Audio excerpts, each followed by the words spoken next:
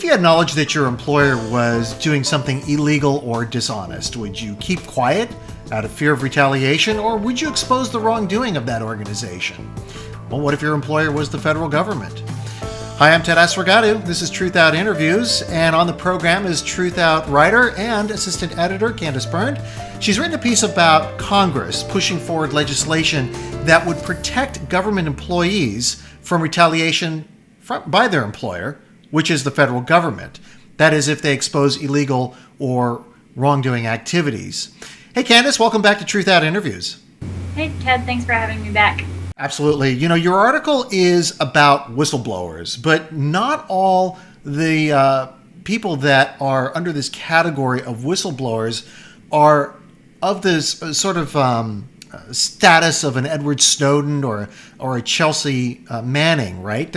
These are kind of low-level employees that are being essentially prosecuted or singled out for whistleblowing against the federal government. Edward Snowden and Chelsea Manning provide a really great context for this story, I think, because they're the kind of rock star whistleblowers that have given us so much information about serious abuses of government power.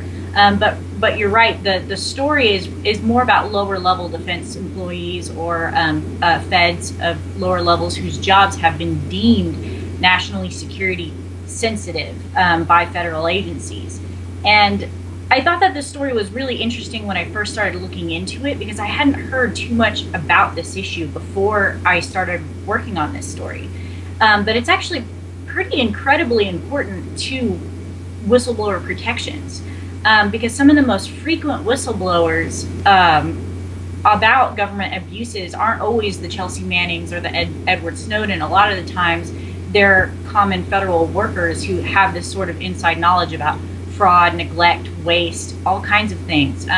But what this system does now is that with this categorization or with this designation as sensitive, they've been stripped of their due process rights. So basically supervisors or their employers can designate anybody they want to at this point as having a sensitive job and then punish them with impunity.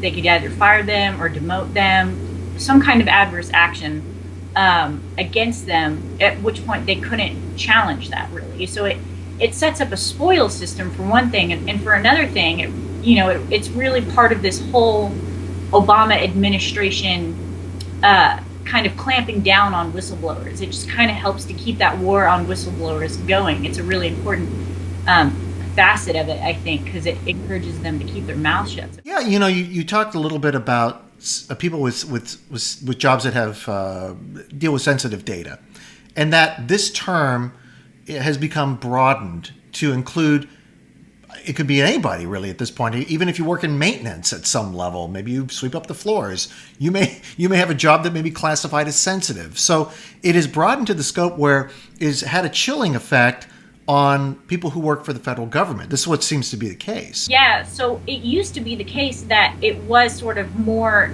to focus on the folks who needed those specific security clearances. And that's what happened in a 1988 Supreme Court case called Egan versus the Department of Navy. And basically in that case, it decided that for those workers who needed those clearances, who were actually working with the classified data, that they wouldn't have those due process rights, basically because of national security reasons. But in August, that was actually expanded across all of this, these job designations that have now been deemed sensitive. That designation has been expanded. As you were explaining this, it reminded me of something that happened to me the other day. I was chatting with somebody who worked for an intelligence agency, and we were just chatting casually, and he didn't talk about anything sensitive that he was working on or anything. But I had mentioned the NSA, and I'd mentioned that, working for an intelligence agency, that they're tasked with sort of keeping that balance between security and freedom.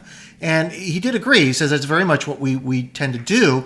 He says right now that balance, that scale has seemed to tip towards security. And I looked at it in terms of, and I was thinking about this later, about the Obama administration, the sort of political slings and arrows that his administration has had to go through since he was elected to office back in 2008.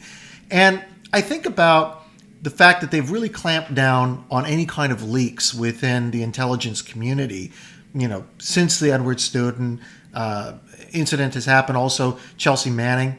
And I think about if anything bad were to ever happen, I mean, really like a terrorist attack, something like that, where it was a failure of intelligence or something that could be traced back to that particular branch, that the Republicans would pounce so quickly and file articles of impeachment that it would make your head spin. It would be faster than Bill Clinton. So I don't know. Do you have any thoughts on that? I mean, just the sense that, yes, we have intelligence. You're looking at this from a reporter's perspective, and you're talking to people who are being, well, not only there's a chilling effect, but potentially being unduly punished for saying something that should be protected. Because if the government is doing something wrong, if they are doing something illegal, then the people that are speaking up about it, that have insider knowledge about it, should be protected.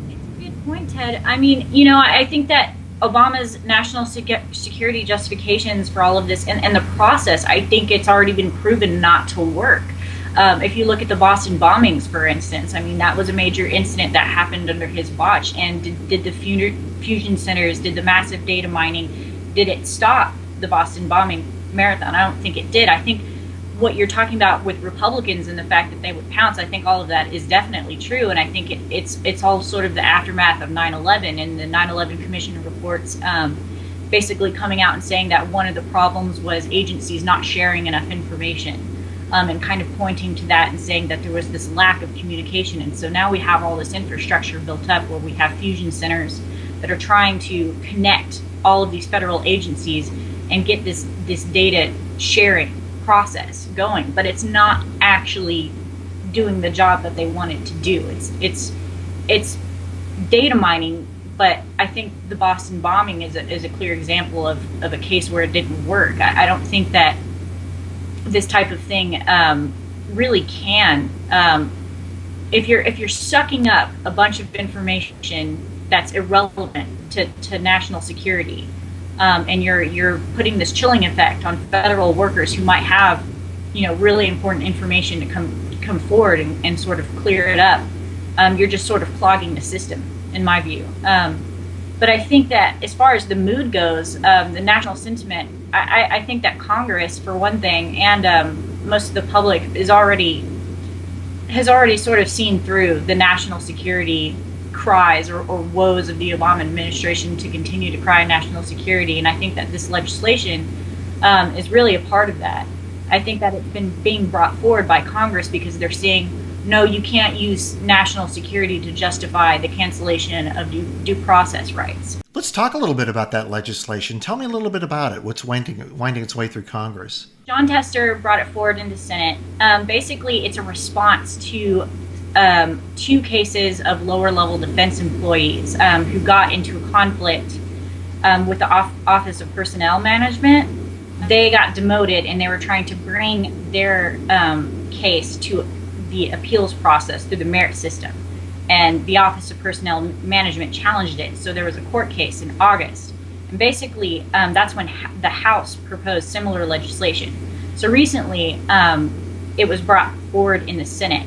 So now two pieces of similar legislation are both in the House and the Senate. And the legislation kind of brings out the national mood because you have the courts and the public saying, this isn't, these programs aren't, you can't use national security to justify these kinds of programs.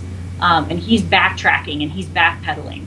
And then now you have this legislation coming, and it's to further sort of cement whistleblower protections for federal workers, whether they be lower level or not. When Bush was in office, there were a lot of cries from mostly the left and civil libertarians saying that the kind of data collection and data mining that was going on during his administration was an affront to civil liberties. Many Republicans and conservatives just sort of, waved it away and said, "Oh well, we're at war. We've been attacked. We're trying to collect intelligence on people who want to do us real harm." Now it seems like the opinion has swayed, especially on the right. If this is making its way through Congress, it means it has support from Republicans and Democrats. As far as the Bush administration goes, I think it's interesting. I remember I remember the time when it was a big deal for civil liberties groups that the Bush administration was collecting information on the library books you were checking out. But I remember there was editorial cartoons and Uncle Sam was peeking through the shelves at the public library, looking at the books you read, and it just seems like such small potatoes these days when you think about the NSA programs that we're finding out about. So, but I think that just the national security justifications are just wearing off on people. People are just kind of immune to that justification. And yeah, Bush also tried to roll back the due process rights for federal workers as well, and Congress responded. So this has been tried to be done before, but I think what's different now is the climate of Edward Snowden and Chelsea Manning. I think that, and this is what Tom Devine says as well, he said basically that if this legislation doesn't get passed, it would be really, really unprecedented for Congress to sort of cancel these due process rights because they've been in place. It's been kind of standard since 1883.